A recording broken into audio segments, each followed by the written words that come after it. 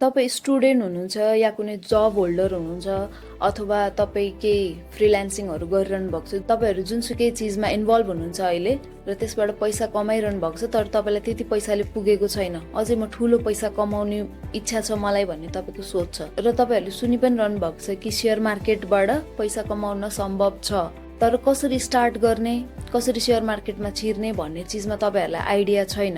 तपाईँ सेयर मार्केटमा इन्भेस्टिङ गर्नु या ट्रेडिङ गर्नु, जुनसुकै चिज गर्नको लागि पनि पहिला सुरु त तपाईँसँग अलिकति सेभिङ्स हुनैपर्छ, लगानी हुनु पर्यो त्यसमा लगाउनको लागि, र त्यसबाट नै तपाईँहरूले पैसा कमाउने हो। तपाईँ भन्नु होला म्याम तपाईँ ट्रेडिङ गर्ने भन्नुहुन्छ, इन्भेस्टिङ गर्ने भन्नुहुन्छ, तर यो जब गरेर म एउटा नर्मल स्टुडेन्ट हो अथवा म जब गरिरहेको छु, मेरो त पैसै बच्दैन, मेरो त सेभिङ्स नै हुँदैन, म कसरी पैसा जम्मा गरेर इन्भेस्ट गरेर कहिले धनी हुने, कहिले कमाउने मैले पैसा सेयर मार्केटबाट भनेर तपाईँको प्रब्लम होला। इन्भेस्टमेन्ट गर्नको लागि फर्स्ट स्टेप भनेको सेभिङ गर्नु हो। तपाईँले सेभिङ गर्ने ह्याबिट छ, तपाईँसँग सेभिङ्स छ भनेदेखि मात्र अनि पो सोच आउँछ त कि अब ल मसँग यति पैसा चाहिँ जम्मा भयो, अब यसलाई कहाँ लगाएर म कसरी त्यसबाट अझै फर्दर त्यो पैसालाई ग्रो गरौँ भन्ने आइडिया त पहिला सुरु आफूसित अलिकति हातमा पैसा हुनु पर्यो नि त केही गर्नको लागि, होइन? सेभिङ कसरी हुन्छ त? स्यालेरी नै मेरो त कति थोरै छ, त्यसबाट मेरो खर्च नै धान्नको लागि गाह्रो भइरहेको छ, मलाई अझ उल्टा लोन लिनु परेको छ साथीहरूसँग। मन्थको एन्डमा पुग्दासम्म मेरो हालत यति खराब भइसक्छ कि मैले साथीहरूसित लोन लिएर चलाइरहेको हुन्छु र स्यालेरी अर्को महिनाको आइसकेपछि त्योबाट सुरुमा त मेरो त्यही पहिलाकै लोन तिर्दाखेरि अलिकति पैसा घटिसक्छ, फेरि त्यसले खर्च चलाउँदा हरेक महिना त्यही साइकलमा नै म घुमिरहेको छु भनेर तपाईँलाई लाग्न सक्छ। तर सेभिङ गर्ने भनेको सानो पैसा होस् अथवा ठुलो लेभलमा होस्, त्यो एउटा मान्छेको पर्सनल ह्याबिट हो। तपाईँले मसँग धेरै इन्कम छैन म सेभिङ गर्दिनँ भन्न मिल्दैन। तपाईँको इन्कम 100 रुपियाँ छ भने पनि त्यसको 20% 20 रुपियाँ तपाईँले सेभ गर्नै पर्छ। पैसा सेभ कसरी हुन्छ भन्दाखेरि पहिला सुरु त आफ्नो इन्कमबाट तपाईँले खर्च गर्न नथाल्नुहोस्। जस्तै तपाईँको मन्थ एन्डमा स्यालेरी आयो अथवा तपाईँ स्टुडेन्ट हुनुहुन्छ भने घरबाट तपाईँलाई खर्च गर्नको लागि पैसा पठाइदियो 10,000 15,000, स्यालेरी आयो 20-30 हजार रुपियाँ। सबभन्दा फर्स्टमा त तपाईँलाई के हुन्छ, मेरो यो किन्नुपर्ने छ, त्यो किन्नुपर्ने छ, यो सामान किन्नुपर्ने छ भनेर तपाईँको ध्यान जति खर्चमा जान्छ, यो खानेकुरा खानु मन लाग्थ्यो त्यहाँ जान्छु म, त्यो रेस्टुरेन्टमा जान्छु, अथवा मेरो फ्युलको खर्च यति हुन्छ, मेरो अफिस जाने, मेरो दिनको खाजा खर्च यति हुन्छ, खर्चमा बढी ध्यान भयो क्या हाम्रो। खर्च भन्दा पनि पहिला सुरु त हामीले त्यसबाट 80% चाहिँ म सेभ गरिहाल्छु अनि बाँकी पैसा जुन रहन्छ त्यसलाई म म्यानेज गरेर खर्च गर्छु भने तपाईँको ध्यान चाहिँ त्यसमा हुनु पर्यो। जस्तै तपाईँको मन्थली इन्कम छ लेट सपोज 30,000 रुपिज, 30,000 रुपिजको 20% भनेको 6,000 रुपिज। अब तपाईँले के एज्युम गर्नु पर्यो भने my salary is not 30,000 rupees, it is 24,000 rupees, र यो 24,000 रुपिजले नै मलाई पुरा महिना चलाउनु छ भनेर यो हिसाबले सोच्नुभयो भने 6,000 हरेक महिना तपाईँले सेभिङ गर्दै जान सक्नुहुन्छ। र त्यो एकदम डु अर डाईको सिचुएसनमा एकदम इमर्जेन्सी नपरेसम्म चाहिँ त्यो पैसा चलाउनु भयो है। त्यस्तो गर्दै गयो भने 6 × 12 72,000 रुपिज, 70-75,000 रुपियाँ त तपाईँको एक वर्षमा सेभिङ भइसक्यो। त्योबाट तपाईँले सेयर मार्केटमा घुसेर धेरै चिज गर्न सक्नुहुन्छ, अथवा फ्युचरमा तपाईँलाई सेयर मार्केटै नभनौँ अरू केही कुरामा इन्ट्रेस्ट छ, मलाई क्यापिटलको सर्टेज त हुँदैन जे भने पनि। अनि प्लस त्यो सेभिङ मात्र हुँदैन, पहिला सेभिङ गर्नु अनि त्यसपछि फर्दर त्यसलाई कम्पाउन्डिङ गर्ने धेरै ढोकाहरू खुल्छ कि त्यसपछि। तर त्यसको फर्स्ट स्टेप भनेको चाहिँ सेभिङ गर्नु नै हो। र अर्को उपाय भनेको के हुन्छ, एउटा एटोमिक ह्याबिट्स भन्ने बुकमा पनि भनेको छ, तपाईँ कुनै पनि ब्याड ह्याबिट छ भनेदेखि त्यसलाई चाहिँ इन्भिजिबल गराइदियो भनेदेखि, जस्तै तपाईँलाई चक्लेट धेरै खान मन लाग्छ, चक्लेटको क्रेभिङ धेरै हुन्छ, आँखा अगाडि घरमा फ्रिजमा कबर्डमा चक्लेट राखिरहनु भयो भने त खाएको खाइ गर्नुहुन्छ, त्यसलाई इन्भिजिबल गराइदिनु, किनेरै नल्याउने, अथवा यस्तो ठाउँमा राख्ने जहाँ तपाईँले नदेख्नुहोस्, आँखा अगाडि नहोस्। त्यो भयो भनेदेखि तपाईँको ब्याड ह्याबिट्स छुट्नको लागि धेरै हेल्प हुन्छ। यसलाई सेभिङसँग कसरी रिलेट गर्ने भनेदेखि तपाईँलाई खर्च गर्नु, जति पैसा खर्च गर्न मन लाग्छ त्यो पैसा तपाईँले 80% सेभ गर्छु भनेर भन्नुभयो, त्यो पैसालाई इन्भिजिबल गराइदिने, त्यसलाई ब्याङ्क अकाउन्टमा लगेर राख्ने हो कि? फर्स्ट अफ अल त म तपाईँलाई सोध्न चाहन्छु, तपाईँको पैसा ब्याङ्कमा लगेर डिपोजिट गर्ने, जम्मा गर्ने ह्याबिट छ कि छैन? किनभने त्यो ह्याबिट एकदम इम्पोर्टेन्ट छ सेभिङ गर्नको लागि। ब्याङ्कमा पैसा भयो भने के हुन्छ भने तपाईँको हातमा क्यास भएन, हातमा क्यास नभएपछि त्यो क्यासलाई युज गर्ने चान्सेस पनि अलिक कम हुन्छ।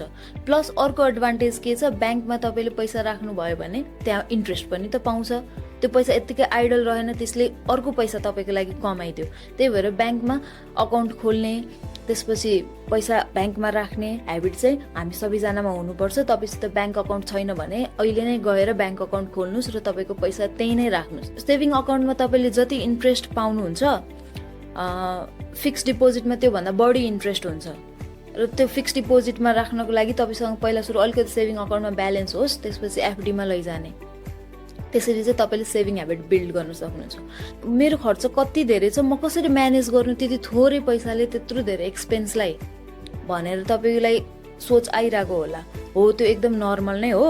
तपाईँ के गर्नुहोस् भन्दाखेरि एउटा प्रायोरिटाइजेसन चार्ट बनाउनुहोस्। तपाईँको एक्सपेन्सेसहरू के छ, तपाईँको यो महिनामा कुन कुन एक्सपेन्सहरू छ भनेर एउटा प्रायोरिटाइजेसन चार्ट बनाउनुहोस्। र प्रायोरिटी सबभन्दा बढी कुन खर्चको छ, जस्तै तपाईँलाई अफिस जानको लागि फ्युल नभई हुँदैन, तपाईँलाई हाउसको रेन्ट नतिरी हुँदैन, तपाईँको प्रायोरिटीमा कुन कुन चिज छ त्योलाई पहिला सुरु प्रायोरिटाइज गर्नुहोस् र त्यो मध्ये सबभन्दा इम्पोर्टेन्ट जुन छ त्यसमा पहिला खर्च गर्नुहोस् र अलिकति लिस्ट इम्पोर्टेन्ट एक्सपेन्सेसलाई प्रायोरिटी लिस्टको तल राख्नुहोस्। अनि त्यसरी प्रायोरिटीमा नम्बर 1 मा कुन खर्च छ, नम्बर 2 मा कुन खर्च छ भनेर त्यसरी प्रायोरिटी अनुसार नै त्यसलाई स्पेन्ड गर्दै जानुहोस्। यसो गर्नाले के हुन्छ भनेदेखि तपाईँको एकदम फजुल खर्च कम हुन्छ के। फजुल खर्च धेरै गर्ने बानी हुन्छ नि त, जस्तै बजार हिँड्यो, यहाँ एउटा केही चिज देख्यो किन्न मन लाग्यो भन्ने हुन्छ, त्यो कम हुन्छ एकदम धेरै।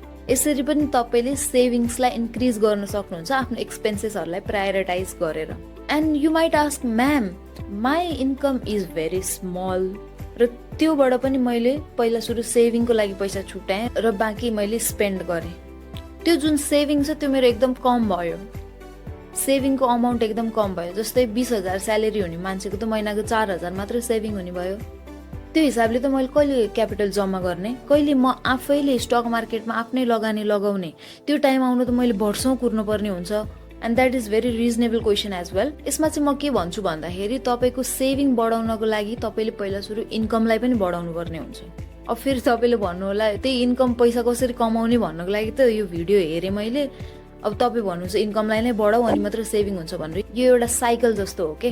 जस्तै तपाईँको इन्कम बढी भयो, तपाईँको सेभिङ बढी हुन्छ, तपाईँले त्यसलाई रिइन्भेस्ट गर्नुहुन्छ, त्यसबाट फेरि तपाईँले अझ बढी इन्कम जेनेरेट गर्नुहुन्छ। So you see it's like a loop.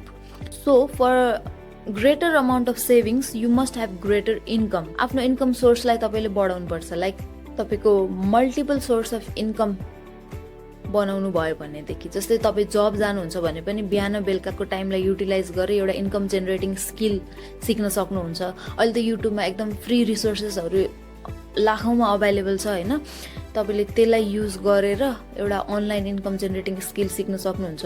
तपाईँले स्टक मार्केटमा ट्रेडिङ कसरी गर्ने भनेर सिक्न सक्नुहुन्छ र बिस्तारै त्यो सेभिङलाई नै ट्रेडिङमा लगाएर त्यसबाटै इन्कम जेनेरेट गर्न सक्नुहुन्छ।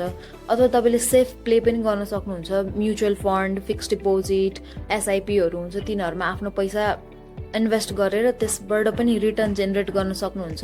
जस एउटा मात्र इन्कम सोर्समा रिलाइ हुन चाहिँ भएन, मल्टिपल सोर्स अफ इन्कम बनायो भनेदेखि तपाईँको पैसा सेभ गर्नको लागि, त्यसलाई फर्दर इन्भेस्ट गर्नको लागि टाइम फ्रेम चाहिँ एकदम कम टाइममा हुनसक्छ। सेभिङ गरेर मात्र त भएन, टाइम भ्याल्यु अफ मनी भन्ने चिज पनि हुन्छ। मान्छेको पर्चेजिङ पावर इन्फ्लेसन सँगसँगै घटिरहेको छ। यस्तो कन्डिसनमा सेभिङ गरेर मात्र चाहिँ you cannot be rich, you cannot have enough money, you cannot live your dream life. त्यही भएर सेभिङ पछिको नेक्स्ट स्टेप भनेको त्यो पैसालाई इन्भेस्ट गर्नु हो। There are many ways of investing your money and one of them is stock market, trading and investing. This is a technological era. अहिले technology यति एडभान्स भइसकेको छ, तपाईँ पहिला जस्तो रेगुलर स्कुल कलेजमा गएर नै ज्ञान लिनुपर्छ, एजुकेसन लिनुपर्छ भन्ने छैन अहिले। There are numerous ways of learning things. You can learn the income generating skills online. तपाईँले नेटमा गएर how to make money online, how to learn income generating skills online भनेर सर्च गर्नुभयो भने हजारवटा चिजहरू आउँछ, त्यसबाट सिक्नुहोस्, तपाईँ सिक्न सक्नुहुन्छ है। नमस्ते everyone, I am Supriya Sharma, I am a chartered accountant and stock market trader. So आजको भिडियोबाट पक्कै पनि तपाईँले फ्युचरमा इन्भेस्टमेन्ट गर्नु मन छ अथवा ट्रेडिङ गर्नु मन छ अथवा जेसुकै पनि गर्नु मन छ, त्यसको लागि फर्स्ट स्टेप सेभिङ कसरी गर्ने भनेर त सिक्नु नै भयो होला। I hope this video was useful to you. तपाईँलाई केही पनि क्वेरी छ अथवा केही पनि तपाईँलाई सोध्नु मन छ, फ्युचरमा यस्तो भिडियो बनाइदिनु भनेर केही भन्नु मन छ भनेदेखि you can comment down in the comment section. Thank you so much for watching Trading Talks Nepal. I will see you guys in the next video. By.